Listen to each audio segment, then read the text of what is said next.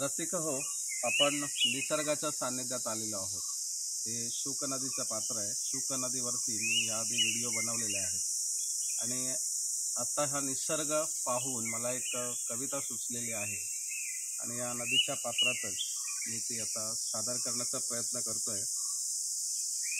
अवतीभवतीची हिरवळ बघून, ही झाडझुडपं बघून, पक्षी, प्राणी, त्या वेली बघून एक कविता सुचलेली आहे आणि निसर्गावरतीच आहे, ती आता मी आपल्यासमोर सादर करतोय। कवितेचं नाव आहे हिरवी अप्सरा। अवतीभवती गारवा घेऊन आला गारवारा, अवतीभवती गारवा घेऊन आला गारवारा, रिम झिम बरसती एका लयीत या धारा। दरी खोऱ्या डोंगरात पाऊस पडतो रानात, दरी खोऱ्या डोंगरात पाऊस पडतो रानात, झाडे फुले पानवेली हर्ष झाला हा मनात। येतो अवखळ वारा कुज बुजतो कानात, खळ खळ निर्झरांची मुक्त वाहे या वनात।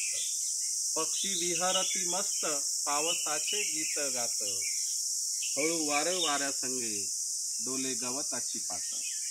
मऊ गादी मखमली होतो पायाला हा स्पर्श, मऊ गादी मखमली होतो पायाला हा स्पर्श, अनुभवाया स्वर्ग सुख उलटते एक वर्ष। हिरव्या अप्सरेचे रूप असे अंतरी साठवावे, हिरव्या अप्सरेचे रूप असे अंतरी साठवावे, वृक्ष उन्हाळा हा येता कधीतरी आठवावे, कधीतरी आठवावे। खरंच उन्हाळ्यामध्ये हिरवागार निसर्ग, पाणी, निर्झर, गार वारा, हे सगळं रूप आपल्याला बघावंसं वाटतं, पण ते बघण्यासाठी 1 वर्ष उलटावं लागतं आणि मग 1 वर्षानंतर संपूर्ण पृथ्वीचा कायापालट होतो आणि पृथ्वी हिरवा शालू नेसल्यागत हिरव्यागार हिरवाईने नटते।